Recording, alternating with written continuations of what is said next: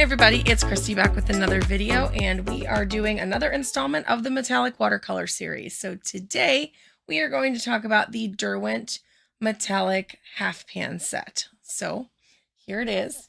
Let's go ahead and open it up and give it a look. Oh, really quickly before we do that, this is the second video in the metallic watercolor series installment. If you are wondering which metallic watercolors we're going to talk about, how we're judging each set of metallic watercolors and things like that, maybe head back to the first video in the playlist. I'll link it below and start there so that you can kind of catch up on what we are doing here. So this set is by Derwent, which Derwent is a highly reputable, highly well-known art supply company. We have a set of 12 half pans here, and I just love these little Derwent palettes, these 12 half pan palettes that they make. They're like such a nice size. They're so travelable. They've always got a lot of nice mixing space. They come with a water brush, which I'm not crazy about water brushes, but for people that like them, they're really great. And there is enough space in here that if you had like some travel paint brushes, you could just put them right in there anyhow. And it comes with this little sponge so that you can clean everything off. So we have 12 colors. They are gold, pale gold, silver, ice blue, blue, green, lime gold, sunset, red, pink, purple, and graphite. Of these colors, there was Lightfast information on Derwent's website, and I will link it below. But the only one that was a really big, most of them were good or better. The majority of them are excellent, but the pink is fugitive. So if you were going to do an artwork with this that you wanted to put up somewhere or for, commissioned kind of work, you probably want to avoid that pink paint. But this had Lightfast information, which is a first for our metallic watercolor series. So we're going to just go ahead. We're going to swatch everything out the same way that we swatched out the Paul Rubens set. I'm going to fill out my form, and then I'll come back and I will talk about these paints. But I have used these quite a bit. This is another one of my metallic sets that I pull out quite frequently. It is nice and easy to travel with. It is convenient and has a nice color selection. So let's go ahead and get to swatching.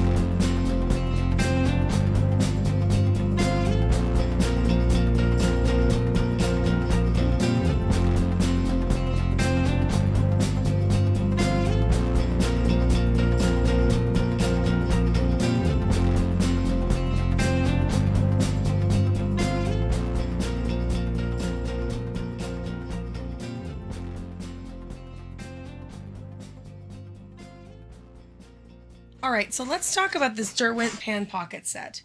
So first things first, Derwent does do a really, really great job with their Inktense products. And I like Derwent a lot, especially for their pencils. But Derwent isn't exactly a paint making company. So it is to keep in mind that this isn't their bread and butter kind of product. Now, that being said, these are pretty good. I would put them in the B tier if I was being honest.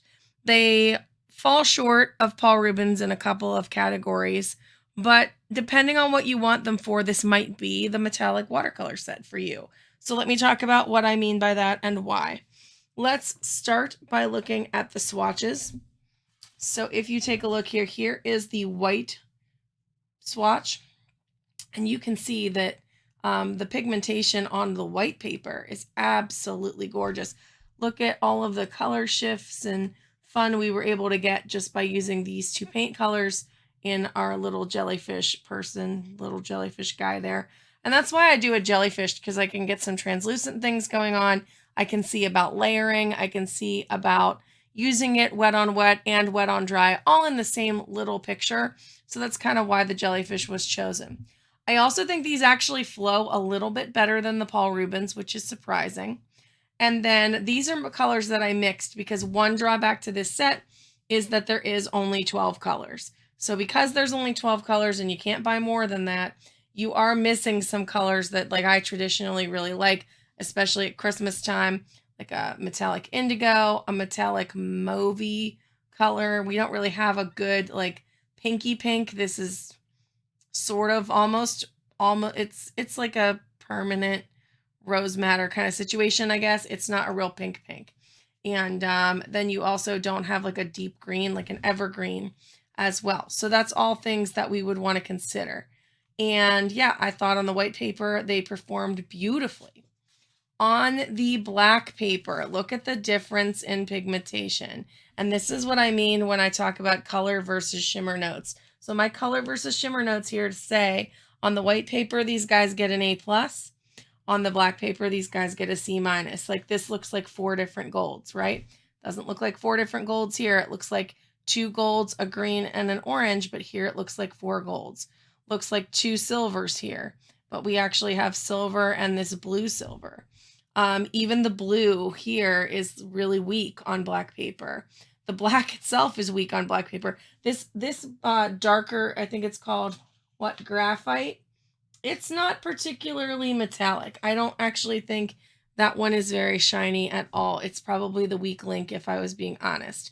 So you can just see it did not perform well on there. They did flow nicely, but just the difference between the ones with the gold mica powder versus the others is really, really, really obvious on the black paper. So that did definitely hurt this brand, just as an FYI. But I will say that if you're going to use these on white paper, I think they're a steal. So they're $24 for 12 of them. At Michael's, they were $36. Don't pay $36 for these unless you have a coupon at Michael's that can get you down to that $24 price tag. Blick and Amazon both had them for like 24 and change. Okay. The palette is a huge plus. This is a beautiful palette. It's a versatile palette. I had a check plus for the palette there because I think that's really great. They're very available in the US, which I think is why so many of you wanted to know about them, because they're out there and people can get their hands on them. Also, they are light fast. So if that's important to you, it's good to know. Here's what I learned about the light fast information. We'll pull the swatch up and we'll talk about it. Everybody had a light fast rating of 8, excellent, except the lime gold had a very good rating. Sorry, this is like bent. Let me unbend it a little bit. Okay, there we go. That's better. Okay, the lime gold had a rating of very good. Sunset and red had ratings of just good. And the pink had a light fast rating of 2, which is just fugitive as all get out. So if you're going to mix colors, make sure you don't mix that pink if you want anything light fast. So there's no color shifting paints, no holographic paints, no specialty paints. This is just a pretty basic set, but a basic set that's very easy to get your hands on. That comes in a great palette. that performs excellently on white paper. So this might be the set for you. How did I score the set? Well, Shine, I still gave a 4 out of 5 because it is really good on the white paper. Maybe I could give it a 3 out of 5 because it's not great on the black paper. But I don't know. It's hard to not give it to them. So I don't know. I might go back and give this a 3 out of 5 at the end. That's a possibility. Versatility, 4 out of 5. Because it is a pretty versatile palette. You can mix colors with it, and you can get it, and it was easy to use. It had a lot to offer. Color variety, 4 out of 5, because there are a pretty good variety of colors for mixing and things along those lines. Again, all under the guise that I would mainly use this on white paper. Flow was 4 out of 5. The flow was better than the Paul Rubens, so I gave it a 4 out of 5. I still wouldn't give it a 5 out of 5. It's possible nobody's going to get a perfect score in my rating here, but that's okay. Price is also 4 out of 5 because this is a very affordable paint set for most people here in the US.